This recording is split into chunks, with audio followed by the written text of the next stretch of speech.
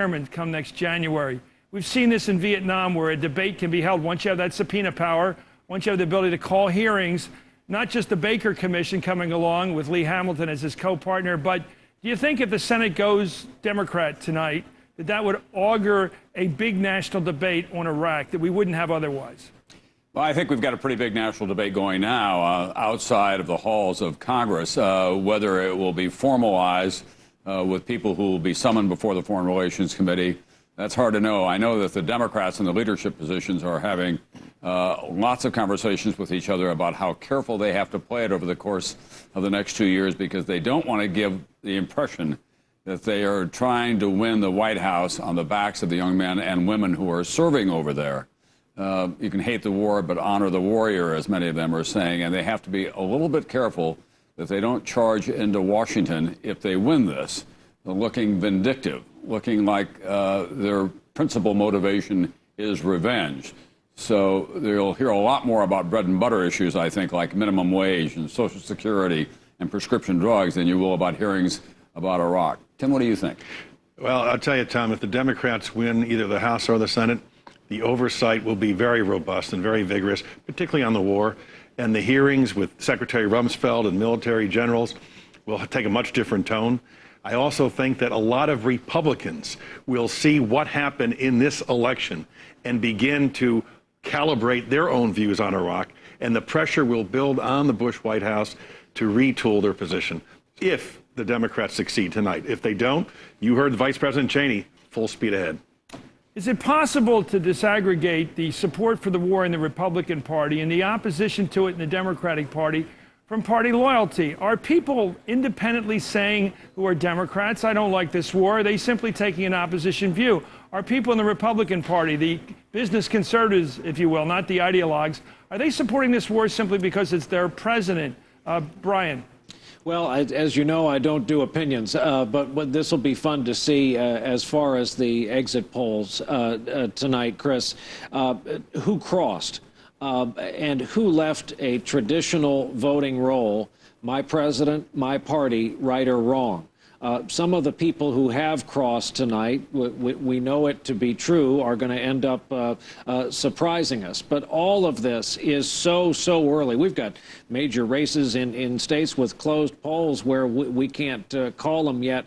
It is so early in the evening. I'm just going to err on the side of caution and defer to my friend Tim Russert. Well, what we do know from the exit poll that we can talk about, because it does not involve a specific candidate, Chris, is that the party base, the Republican base, held in terms of their support of the president and support of the war. The Democrats are just vehemently against it.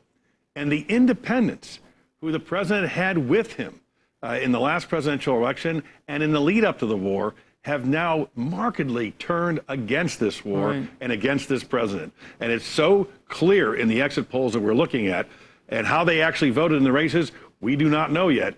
But if there's any indication about their attitudes towards this administration of the war, the White House is bracing it for a storm tonight. Tim, is that they didn't, even though they did support the war, they didn't put that first on their agenda when they were running.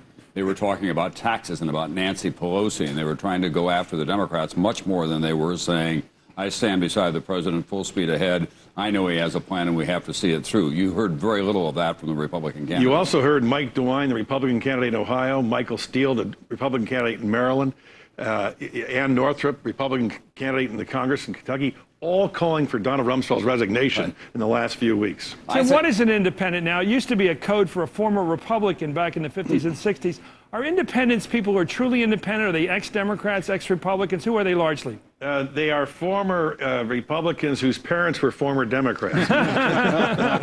You mean that? I do. Okay, because I think they are suburbanites. They tend to be commuters.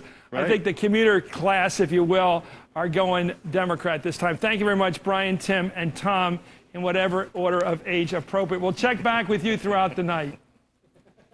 We'll give those exit poll numbers again, pursuant to the point you just raised about the support for the war in Iraq. 1 in 10 Democrats, 12% support the war, according to the exit polling. 3/4 of Republicans, more than that, 79% of Republicans, and the independents, 33% approval of the war in Iraq. And when we return, we'll check in with some of the races where the polls are now closed. We're hoping to get some real solid results in some of those nail biters. You're watching MSNBC's live coverage of Decision 2006.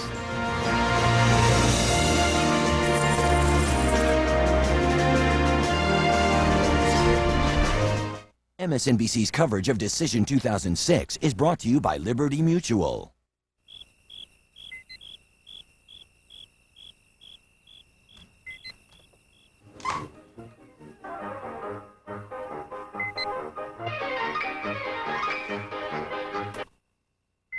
We know responsibility is a round-the-clock job, but if your home is ever damaged by fire, we have help standing by 24 hours a day.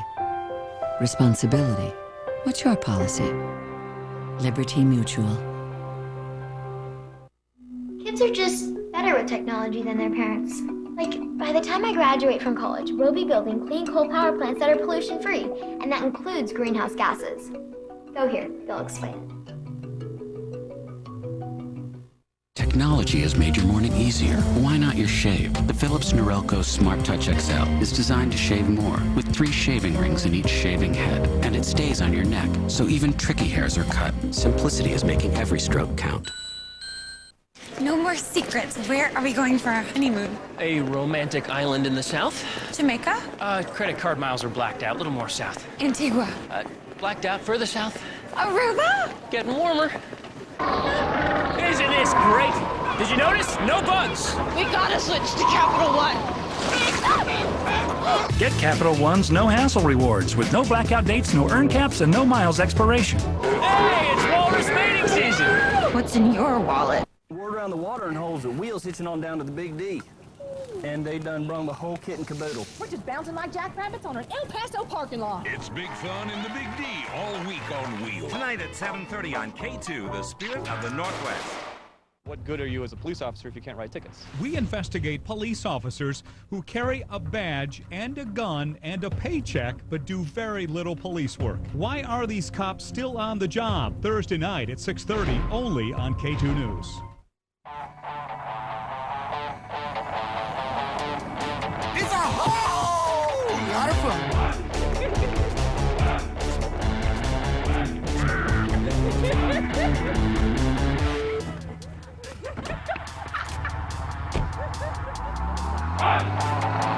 Cars are fun. Shopping for them should be too. VHICS.com. Just click Autos on Comcast.net. Ohio, the state that won President Bush the presidency in 2004, where incumbent Republican Senator Mike DeWine is battling Democratic challenger Sherrod Brown, where the Republican has already lost to the Democrat, at least the projection is thus, in the gubernatorial race. Our correspondent, Ron Mott, is at Senator DeWine's headquarters in Columbus, Ohio. Ron, good evening again. Hi there, Keith. Good evening to you. It's about 40 minutes left in some voting in the Cleveland area. As you know, a federal judge ordered polling stations to remain open there until 9 p.m. Eastern. This is 90 minutes after the original closing time.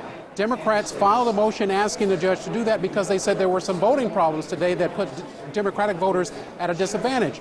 Well, to counter that, the state's attorney general filed a motion with the U.S. Court of Appeals to ask that motion be denied. It was not successful as we understand it. But Ken Blackwell, who is the Republican gubernatorial candidate here, his office said that they would cajole, ask the boards of elections around the state to withhold releasing early results from their races until 9 o'clock, until all the polls close. So we could be delayed in starting to see a trend and pattern of polling results. One thing that we want to add is an anecdotal story here that is of interest here regarding Ken Blackwell. As I mentioned, he is the Secretary of State here who appears to have lost his bid for the governor's race tonight.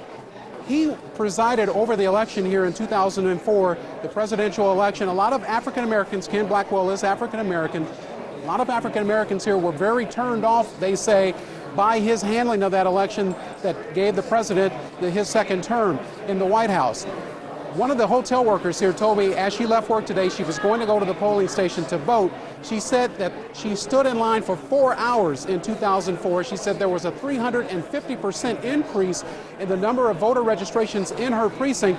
and yet the Secretary of State's office and the Board of Elections office here in Franklin County saw fit to keep just 2 stations, 2 machines open in her precinct, and that's why the lines were so long. She said she was expecting to see some of those kinds of things happening today. I haven't seen her again since she left work today, but she was going to go pull for the Democrat Ted Strickland, who appears to have been successful in his bid for the state's highest office. Keith, back to you. Ron Mott at Senator DeWine's headquarters in Columbus, Ohio. And again, as Ron mentioned, NBC News projecting that when the gubernatorial votes are counted, it will be Ted Strickland, the Democrat, defeating Secretary of State Blackwell in Ohio for the governor's race. In Pennsylvania, one of the states where Democrats hope to be able to pick up a Senate seat as well, NBC's Lisa Daniels is at Rick Santorum's headquarters in Pittsburgh. Lisa. Hi, Keith. Well, already the Republican State Party has filed an official complaint with the state saying that the voting machines failed across the state. And in the complaint, they say that hundreds of Santorum votes were either miscast or not counted, and that they're seeking immediate action. So far, we haven't seen much action. As for Casey's response, his people say it's a joke. Quote, absolutely no evidence supporting that claim. And they claim that it's really an early attempt on behalf of Santorum's people to explain away the ultimate Casey victory. They say that voter turnout for the Democrats has been especially good, including those Philly suburbs, a key area for the Democrats and Casey in particular. And they say that those double-digit leads that we saw in many of the polls will translate tonight. Now, Santorum's aides say do not dismiss Santorum, that he's the ultimate closer. He's the comeback kid. He knows how to pull in the votes when it truly does count. And Santorum said that his secret weapon are these people, not so much the media, actually, but the people behind them, the volunteers who have been manning the phones day in and day out. They say that he's known as the comeback kid for a reason, and that you're going to see an upset tonight. That's what they say. Casey's people say, as I told you, Keith, that is laughable. Back to you. Lisa Daniels at Santorum headquarters in Pittsburgh. And again, those numbers on which that optimism is based is from the Casey camp, not from NBC News. We do not have a projection on the Senate race in Pennsylvania yet. Now to Tennessee, where we saw some extraordinary ads targeting the Congressman Harold Ford in his Senate race against Chattanooga Mayor Bob Corker. Both of them hoping to replace Bill Frist, who is out there. NBC's Tom Costello at Ford headquarters in Memphis once again for us now. Tom? Keith, good evening to you. A senior Ford campaign member of the campaign has just told me they believe that this particular race will have been decided in the last 2 hours or so of the voting. They believe it is that tight. They also believe that early voting played a very important role here, and the African-American turnout played a very important role. And frankly, the weather. It has been raining cats and dogs in eastern Tennessee today. Eastern Tennessee is heavily Republican area. Western Tennessee, Memphis, the western part of the state, leans more to the Democratic side. And so for that reason, they believe that this may be positive for them. There is also this, we would tell you, the National Journal has today put out a blog, a note on their website, which purports to be from the Republican National Committee. Again, this is on the National Journal's website. And they say, the Republicans say, according to this blog, that turnout appears to be against us in Tennessee. This is all, as you would imagine, very premature. The Ford campaign taking great heart from that. But I must tell you, the Corker campaign also was believing early on that they were up anywhere from 3 to 12 points going into tonight. So there is still a lot to be decided upon here. And the Ford campaign believes very fervently that this is going to go down to the wire. All right, Tom Costello at Ford headquarters in Memphis, Tennessee, and the same caution on those numbers. Those are out of the campaigns, not ours. There's no projection on the Tennessee race yet from NBC News. Next, we're going to get back to our experts and find out where we're headed tonight when we continue to watch this fight for control of Congress. This is MSNBC's live coverage of Decision 2006. MSNBC's coverage of Decision 2006 is brought to you by Norfolk Southern. Last year, Norfolk Southern and its shipping partners took hundreds of thousands of freight loads off the highway.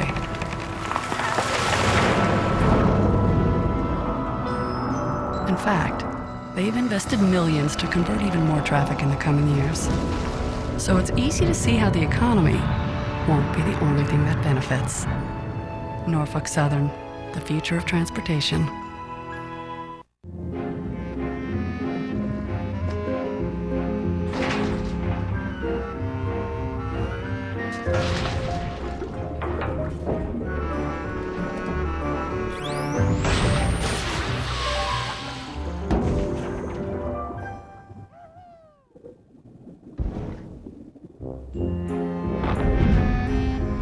risks can change quickly.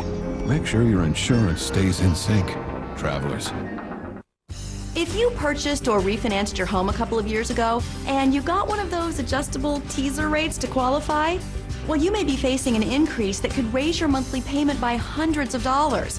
What can you do? Well, just call or log on to ditech.com and refinance to a low fixed rate. With Ditech, you can feel confident that you're being taken care of every step of the way. Call 1-800-71-FIXED or log on to ditech.com, a GMAC company. Leading companies from more than 45 countries around the globe turn to the New York Stock Exchange for the opportunity, growth, and worldwide visibility they need to stay on track for success. What are you in the market for? The New York Stock Exchange. One market, infinite possibilities. When you're smiling. Printers and copiers so advanced, they're simple. When you're smiling. That's a reason to smile with Kyocera. The whole world smiles with you. Award-winning performance. Another reason to smile. Brilliant color. Low cost of ownership. And not just reliable, network reliable. New reasons everywhere you look. That's the power of people-friendly. Only from Kyocera. The whole world smiles with you. Well, we have a projected result in that Pennsylvania Senate race. As you're looking at the big card, projected winner, State Treasurer Bobby Casey Jr., defeating, apparently, according to all our numbers right now, NBC projects when all the votes are counted, Casey will beat Santorum, a man who was rising to the top of the Republican leadership, headed towards the White House, many people thought. That's the early count there, 126,000 to 90,000, about 58% there for Bob Casey, who NBC is now projected to win when all the votes are counted. Let's go to our panel. Andrea Mitchell, you covered Pennsylvania for years, for old KYW days, I remember, from the good old days. And there you have Bob Casey Jr., not a strong political figure in his own right, famous father, defeating a man very strong in his own political right, Rick Santorum. Amazing stuff. And a culturally conservative Democrat, which is a trend this year. The party got together and there was a primary, and I know a lot of people in Pennsylvania, a lot of liberals, a lot of women who weren't happy with the fact that he is against abortion rights, as was his father, memorably. If you recall that campaign, that convention where the Bill Clinton people did not let Bob Casey, then the very popular governor, speak at the convention, even though he was the head of the delegation, the Pennsylvania delegation. But they nominated him, they supported him, they worked very hard for Casey because they were so eager to recapture that seat and take it back, and they thought that that could be one big stepping stone toward recapturing the Senate. So Casey is a big victory, and as you say, not a great campaigner. Certainly Santorum ran a much better race. Much tougher. A big victory, of course, for Chuck Schumer, the man who ran the Democratic Senate campaign. Let's go to Pittsburgh, Howard Feynman right now. Howard, you're from that state. You grew up there out in Pittsburgh. What's it mean to have your own? Pittsburgh's Rick Santorum, who so many people thought, especially him, that he was going right to the top of American politics. It's a remarkable rise and an equally remarkable fall, Chris. You know, Santorum is a thinker, actually proposing interesting ideas about the central role of family. And you would think that would work in Pennsylvania, which, as James Carville famously said, is Pittsburgh and Philadelphia with Alabama in between. But it's not working out that way. And Pennsylvania is a Democratic state, and it's a deep, deep, deep red state right now. You had Ed Rendell winning by a huge margin. You have Casey winning by a surprisingly large margin. I would venture to say it's quite likely that at least 3, if not all 4 of those Republican House seats in eastern Pennsylvania are in danger now. This is the red getting deep red. And I would also point out... You mean blue. I mean, excuse me, I apologize. Blue, deep blue.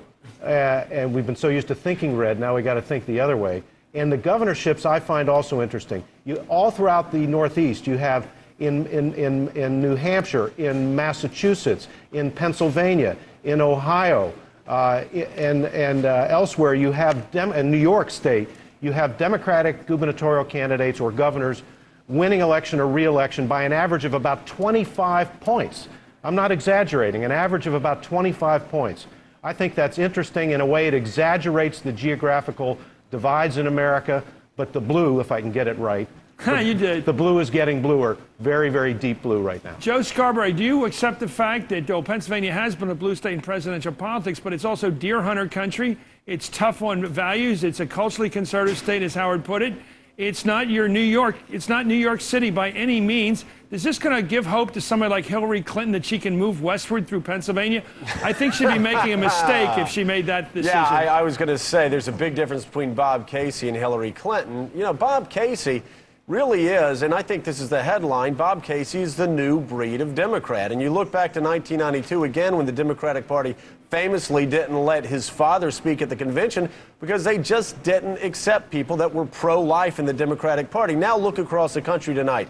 We've got a possibility of a pro-life Harold Ford winning in Tennessee. We've got the possibility, of course, of other pro-life, fairly moderate Democratic candidates winning in Montana, also in Missouri. It is a new Democratic Party, and you know, like I've said for some time, Democrats used to be so easy to pick off in the Southeast and even in states like Pennsylvania because they would get these people who were ideologically aligned with Hillary Clinton and the far left wing of the Democratic Party. That's not the case this year, and you've got to give a lot of credit to Chuck Schumer, who understood it wasn't what Chuck Schumer believed that was important. It's what voters in those individual states believed was important. He made the right calls by standing by people like Bob Casey, who, let's face it, really didn't say anything this campaign other than, I'm a pretty moderate guy, and Rick Santorum, he's too far to the right. I think you're right. I think there's another case in Virginia where Schumer picked up a strong candidate, a military guy who wasn't too friendly to the Clinton administration. Let's go right now. The guy's practically a Republican. He's going to act that way. He was a Republican. Let's say he's a John Glenn Democrat. We're joined right now by a man who deserves perhaps some credit, the chairman of the Democratic National Committee, Howard Dean. You don't look too happy. Are we giving too much credit to Chuck Schumer and not you here, Mr. Chairman? My concern was calling Hillary Clinton a member of the far left. I don't know who's making those comments, but he certainly isn't anywhere as close to neutral. I mean, the fact of the matter is that actually. Go ahead. You're not either, so let's go on here. Yeah, that's true. The truth is the Democratic Party is a centrist party, despite all the Republican propaganda to the other side. And, we're going to balance the budget. You haven't seen a balanced budget out of a Republican president for 40 years. And we're going to do things for ordinary people who've been left behind by the Republican elitism that catered to the top 20% of the country and forgot about the rest of us.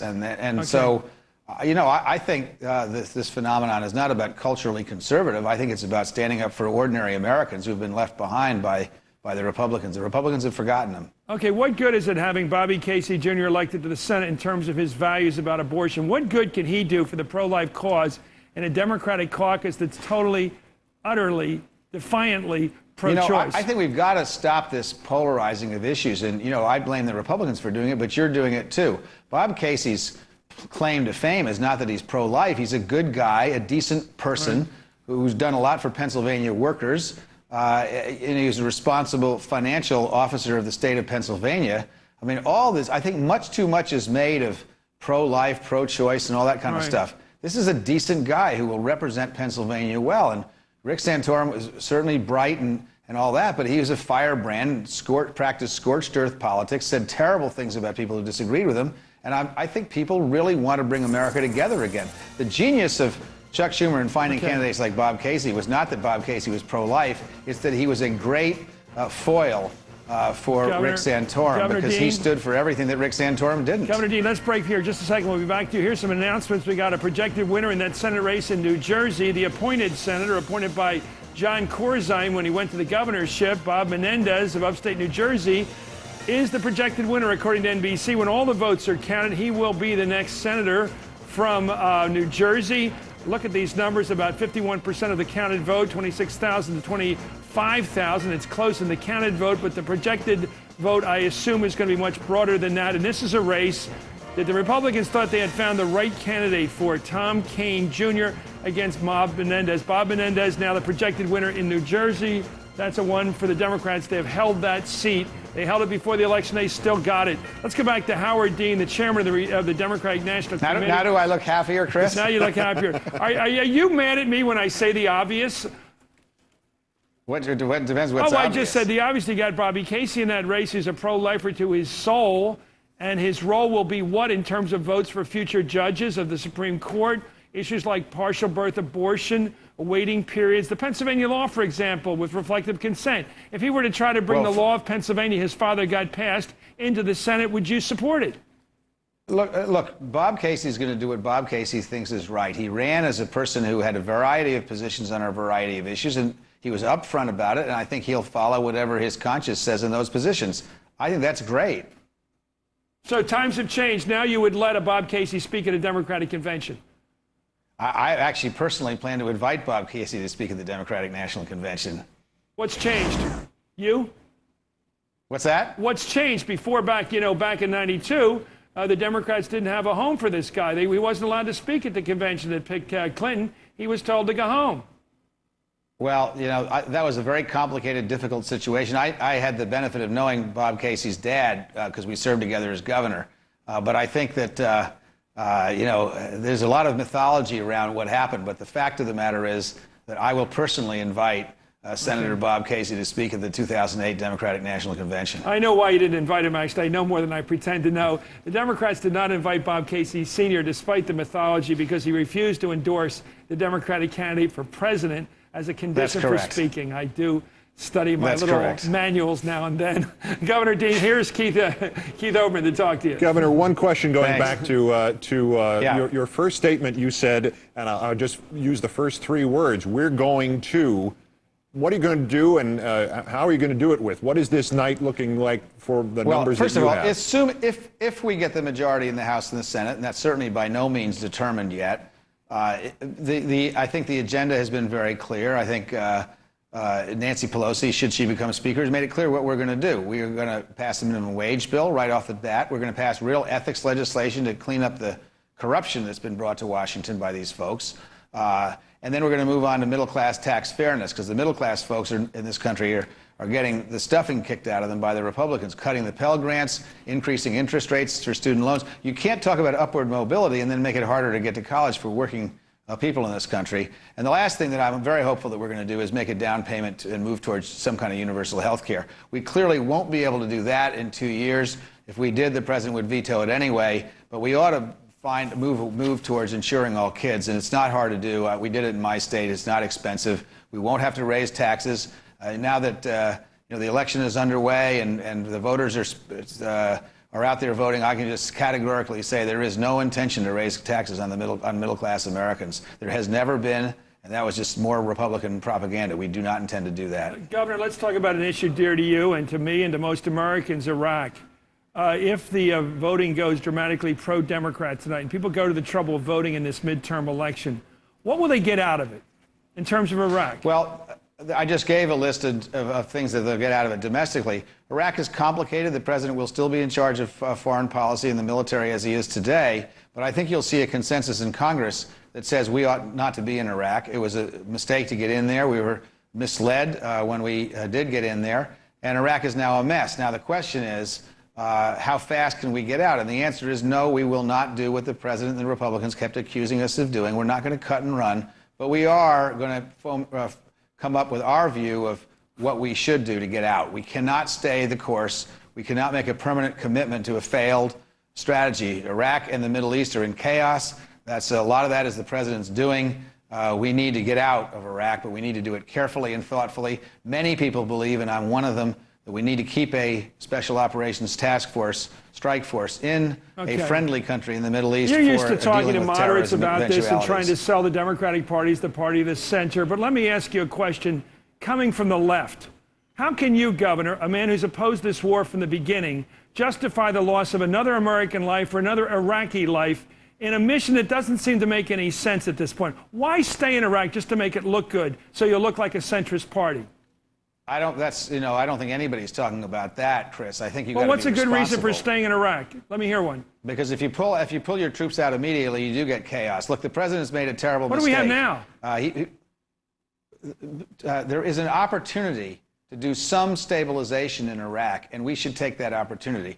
Look, I was one of the few people early on who said this was a mistake. I still believe it was a mistake, and I don't think the president was truthful to the American people when he got us in there, and I don't think he served our brave troops well by sending them over there without listening to the military first. Having said that, and establishing that I think I probably have as much credibility on this issue as anybody in the country. I personally believe that you have to be responsible and thoughtful as you get out. The issue is not, do we want one more American troop that's not necessary to die? Of course we don't want that. Right. There is a mission. The mission is not to stay the course, as the president said. The mission is to figure out how to get us out of a very bad situation that the president has created without making it worse. Would you be saying that if you weren't chairman of the party? If you were just former Governor Dean? Of course I'd be saying that's what I believed. You believe we should stay in Iraq. Howard Dean believes we should stay in Iraq. No, Chris, that's not me putting words in my mouth. I believe we ought to get out of Iraq, but we have to do it very carefully and thoughtfully. Okay, a year from now, 2 years from now, give me an outside. How long would you keep us in there on the outside? No, I'm not going to play that game. It's not a game. It's certainly not going to play with you on election night. We don't even have a majority It's a policy question. I think the American people want to hear from the Democrats some sense of your party's position on this war besides we're not going to bug out, we're not going to cut and run. What will you do? Chris, I think they'll be hearing from us as soon as we get the majority, but we don't have that majority yet, and I don't believe I'm going to do a lot of policy questions please tonight. Come on this show as soon as you can tell us the Democratic Party position on Iraq, because 100 million people voted today to try to have some influence on policy, and we still don't hear from you a policy. Was on Iraq, and the Democratic position is we shouldn't be there, and we need to find a way out. That's the Democratic position. Okay, we need to find a way out as soon as possible. I said we got some news to announce. You also, like Governor, despite my hardball tactic right there, Sherrod Brown. NBC News Now projects that when all the votes are counted in Ohio, Sherrod Brown, the Democratic challenger, will have defeated Mike DeWine, the incumbent senator. There the votes are right now, 57% so far, 43% for DeWine. This is, of course, a projected victory for Sherrod Brown. Those numbers are current. So we have two big victories for the Democrats among the contested races, the hot seven we've been looking at. Ohio now, Pennsylvania now, still to be decided, Virginia, Missouri, Tennessee, Rhode Island, and Montana. Those are the states that will decide whether the U.S. Senate is run by the Republicans or by the Democrats come January.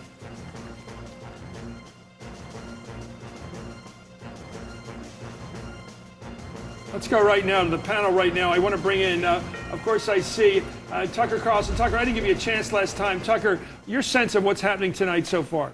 Oh, it's a wave, obviously. It's, never in American history has one political party taken the House and not taken the Senate. So, I mean, that gives you some indication of what I think is going to happen tonight. I am struck by the changes that clearly have taken place in the Democratic Party. Some of them are cosmetic. Some of them aren't, though. And it seems to me like you've got some deep structural realignment going on here. The candidates who are winning counter to expectations, winning in states that they might have lost in, who are doing better than they should be doing, are candidates who essentially are repudiating Clintonism. They tend to be far more conservative on the social issues, but they tend to be anti-globalization, which I think history will show is the signature issue of the Clinton years. They tend to be more restrictive on trade. They tend to be, focusing on sort of issues that would in another time be called nationalist issues. And I bet you some of them will shape up to be tougher on immigration than Democrats have been over the past 20 years. It's interesting, but they are not at all candidates in the mold of Bill Clinton, who still even now, at least as up until tonight, really is the spiritual leader of the Democratic Party. But Democrats are changing, and it's not just PR. I think the people as a country are much more nationalistic than the interest group driven politicians. I think that's been a pattern, and it's why one of the big reasons why people are disgusted with politicians. They don't seem to follow the popular nationalistic will. They follow the interest of the pressure points, the pressure groups. We're going to bring in right now. Who are we going to bring in right now?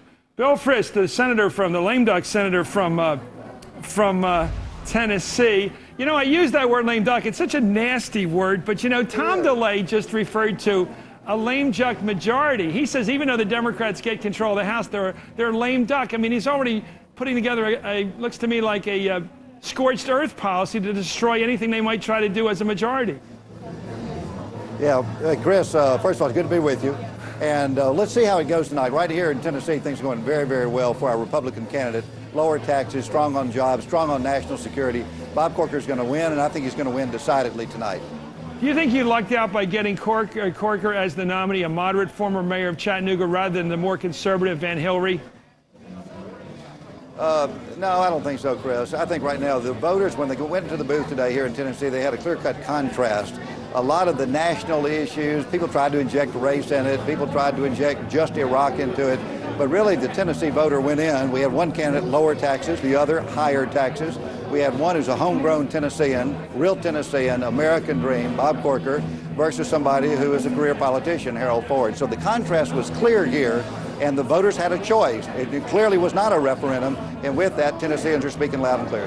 Andrew Mitchell noticed, and others have noticed, that the big success of Corker against Harold Ford Jr., when he really started to separate in the polls, was simultaneous with the running of that, I think, racist ad, the one that showed the cutie pie blonde, after the commercial had finished and after the disclaimer by the Republican National Committee that they agreed with the content, saying, I'll call you tonight, Harold. What could that possibly mean except a white woman is cutting a deal to meet with a black guy later at night?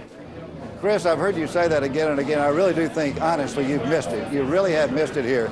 Right now, the Corker did have a major change about a week before that ad, a week and a half. They had nothing to do with that ad. A new media team came in, a new campaign manager came in that freed up Corker to be the candidate that he is, being able to point out that choice. And I really do think you've overplayed that ad and calling it racist. Traveling across this state, when you talk to reporters here, you talk to people here, race just has not been a big issue here in Tennessee, even though a lot of people like yourself have tried to inject it into the campaign. I don't think I injected it. I looked at an ad like I've never seen before, where at the end of the ad, when it's over, a woman acting like she's the actress and friend of, or wannabe friend, says that little peekaboo thing. How else do you describe that? I'm not defending the ad. That was one of 32 ads here. Thank you. And I respect you. On that one ad. Senator, we agree. You're not defending that ad. Thank you very much, Senator Bill Frist, who may well run for president in the next time around. Back to you, Keith. You're calling me a lame duck already. No, Tom DeLay used that word today. Tom DeLay, blame him. Lame duck majority. And whether or not that's going to happen in the Senate, so far we've called two races in which changes appear to be imminent in Ohio and in Pennsylvania, and in what may be the defeat, at least the projected defeat, of Rick Santorum by Bob Casey Jr. in Pennsylvania. The Republicans lose their third-ranking Republican in the Senate to Bob Casey. Again, the votes have not been counted. It's a projected winner. Anything can happen, but that's what we're sticking with based on the exit polling and a very complex formula to ascertain that. At the White House, NBC's David Gregory is standing by on this particular issue of the ouster, the apparent ouster, the projected ouster of Senator Santorum. David? Right, and Keith, again, significant. Here is Senator Santorum, who's from Pennsylvania, a state where the president is not popular, where the president really didn't campaign for him because Santorum didn't want him there. And yet Santorum is stalwart in his defense of the Iraq War, and he's very close to Bush on the Iraq policy. He may have paid a very steep price for that in being the projected loser. You then look at Ohio with DeWine being projected now as a loser there, Sherrod Brown winner. So there's two apparent Democratic pickups there in the Senate. The White House, people I've been talking to in recent weeks, expected that. These, again, are states that the president is not very popular in right now. Talk about Ohio, it's not just Iraq. They've got corruption difficulties in the state, scandal, as well as a suffering economy. So the president's out there talking about how well the economy is doing nationally.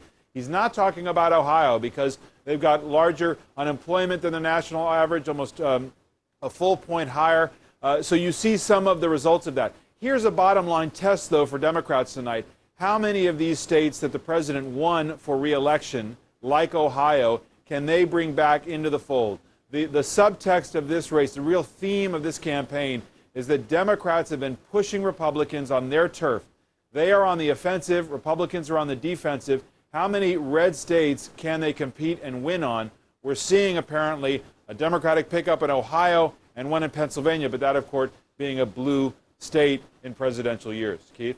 David, if you had said, again, to go back and look at past projections, the New York Times had reported that the Republican National Committee had gotten out of Ohio and redirected the money away from Mike DeWine weeks ago. Whereas that may be a turnover, it certainly is not an extraordinary surprise. You wouldn't say, even how the polls were in Pennsylvania, that the Santorum projected loss would be an extraordinary surprise. That opportunity in New Jersey was an opportunity, but I don't know that the polls suggested that Tom Kean Jr. was going to defeat Senator Menendez. At what point, which of those red states is the thing the White House is concerned about as their litmus test for, boy, we're in trouble? Well, you got to look at Montana. You have to look at Missouri, and you have to look at Virginia. That's the firewall. Now, the firewall moves a little bit because Tennessee was in that picture, and now it appears that it's gotten away from the Democrats. We'll see. But Montana's a race where they thought Conrad Burns, Montana, of course, a red state, a state that the president won. He could still go back and campaign there as he did in the final stretch of this campaign because he's more popular out in the West than he is in a lot of the eastern states. Conrad Burns, talking about taxes and other issues, made that a tighter race. So that's important. And again, we talk about Missouri, which has been deadlocked, and Virginia, and their hopes being pinned on Senator Allen. So those are the states that the White House really has their eye on and that they remain pretty confident about, in addition to the fact that they believe they've got a game in Maryland that they didn't have before, with Lieutenant Governor Michael Steele running tight with Congressman Ben Cardin. So while Republicans spent a lot of money in New Jersey toward the end, they've been disappointed by New Jersey quite a lot in the past. Now they're looking at Maryland as well as trying to hold those three that we just mentioned. Our senior White House correspondent, David Gregory, with the reaction from there to the early developments. David, thanks again. So the Democrats are the projected winners in the first two hot races we're watching in Pennsylvania and Ohio. And at the top of the hour, the polls will be closing in a few more key states: Rhode Island, Minnesota, Arizona, and New York. You are watching MSNBC's live coverage of Decision 2006.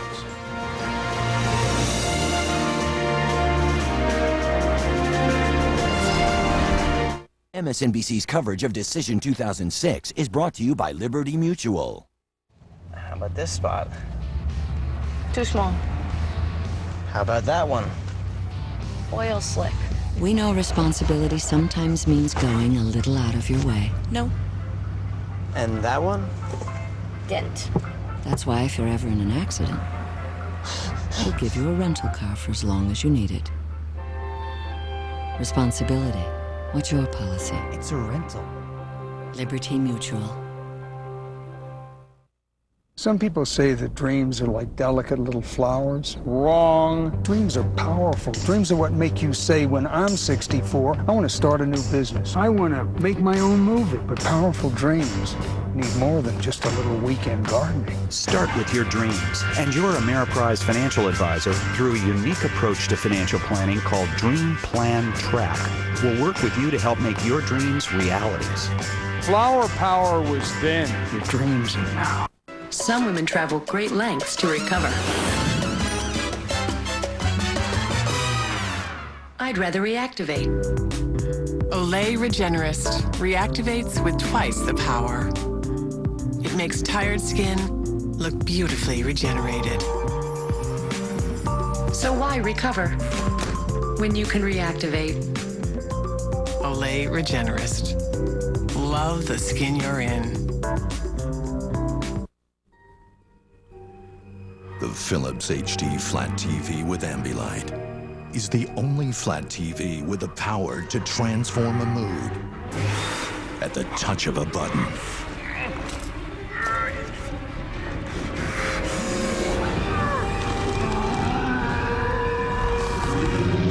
Simplicity is a button that transforms television.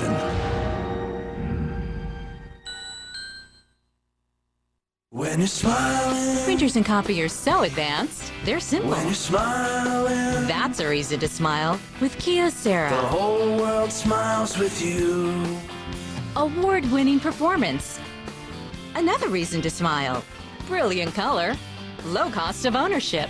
And not just reliable, network reliable. New reasons everywhere you look. That's the power of people-friendly.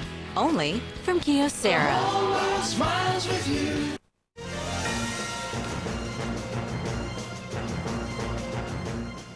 Welcome back to MSNBC's live coverage of Decision 2006. Key races now around the country are still too close to call, too early to call. Let's take a look at the latest returns right now. Let's bring in our panel after that. In the Senate race in Pennsylvania, Bob Casey Jr. is the projected winner, according to the NBC analysts. It looks like he's going to win, and we say he will win when all the votes are counted.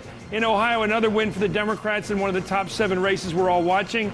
Looks like Sherrod Brown is going to defeat the incumbent Mike DeWine when all the votes are counted. That's the NBC call right now. And in New Jersey, another call, a seat held by a Democrat, an appointed Democratic Senator, Bob Menendez. What a brutal campaign that's been in New Jersey. He's the projected winner when all the votes are counted. That's 3 Senate seats, holding on to 1 for the Democrats and picking up 2. Too early to call in another hot race in Tennessee. Only 6% of the vote in right now. Only 40-some thousand votes separating the two candidates. Way too early there. And of course, the same situation with a much earlier count going here. Way too early to call in Missouri. That's going to be a hot one to watch tonight. Tennessee, Missouri, and also in Maryland, another race we're going to be watching all night. Too early to call in Maryland, with the Lieutenant Governor Michael Steele taking on the Baltimore Congressman Ben Cardin. Another too early to call, with 61% in, however. A lot of votes in there, almost 700,000 votes in addition in either side, about 1.5 million votes counted already, with only 14,000 votes separating the two candidates. That's, of course, George Allen, the incumbent Republican, being challenged by Jim Webb, the Democrat. Too early to call in those races right now. Let's go to our panel. Let's start with Joe Scarborough. Joe, it seems like the evening is following a pattern long predicted. Easier victories in Pennsylvania and in Ohio for the Democrats. More questionable results in the other 5 states. Yeah, no doubt about it, Chris. Obviously, the question is, how big of a wave is it going to be this year? And it looks right now like it's going to at least be a wave that's going to give the Democrats a nice victory in the House, not so in the Senate. I do have to say something, just a point of personal privilege, as would say in the House. Howard Dean accused me of not being fair and down the middle. You agreed with Howard Dean. Just want to say, Chris, I have spent the past 2 years trying my best to be very critical of my party. And in fact, if you look at my transcripts, you will see that I've been bashing my party more than the Democratic Party, because I want to make sure that I'm fair and down the middle. If you look at an op-ed I wrote for the Washington Post, I actually said that George Bush should not be followed. If you look at a column I wrote for the Washington Monthly, I actually said that the Republican Party did not deserve to regain control of the United States Congress because they've done such a miserable job. Look at my transcripts night after night, and you will see that I go after my own party more than the Democratic Party. That's all I want to say. Now, one correction I do have to say, I actually did identify Hillary Clinton with the far left of the Democratic Party. Actually, Howard Dean was correct. I was wrong on that point. I was playing more to image to her voting record. She's been a centrist, and that's something else I've said time and time again on my program, that Hillary Clinton has been an excellent United States Senator. I misspoke. I should have said Barbara Boxer. Again, a person that it's not an insult to say somebody is liberal. I like Barbara Boxer very much also. We agree on some things. We don't agree on others. But the terminology that I affixed to Hillary Clinton is not an accurate term. And even though you play hardball, Chris, sometimes you throw the ball a little bit outside. And that time, I think you did. Okay, Joe. I'll put your uniform on. It will be an umpire's uniform from now on. That's my job. I think it'll get quite boring, but we'll put that uniform on you. I agree with that assessment of my coverage of your coverage as confirming Howard Dean's coverage of your coverage. I'll try to keep it straight next time, Joe. Now back to the election already in progress. Fair enough on that point. I think I was responding to your reference to Hillary Clinton as far left, and I thought that might be an interpretive assessment of her ideology rather than a generally accepted one. However, most people would accept your interpretation of her ideology, so I stand corrected. And most people who watch my show would say that I do my best to be fair You are and down definitely the a middle. maverick, Joe Scarborough. Thank you, Chris You have Matthews. always been such and should be regarded in the highest way. Thank you, sir. I'm Certainly running out not of positive biased. objectives here. Let's go to find. Who can we find that's not partisan on the board? Of course, Andrew Mitchell. Let me go to Andrew Mitchell. Do you want to break that tie? Would you say that Joe Scarborough is generally a maverick, but in this case was wrong as I was reviewing it? Was wrong in this case to call Hillary Clinton very, what do you call far left of the party in this case? I think Joe has been too pro-Democrat myself. Okay. All right. So have all my Republican friends. Peace, gentlemen, peace. What we are seeing tonight, though, is possibly a realignment, certainly in the House. We don't know yet about the Senate.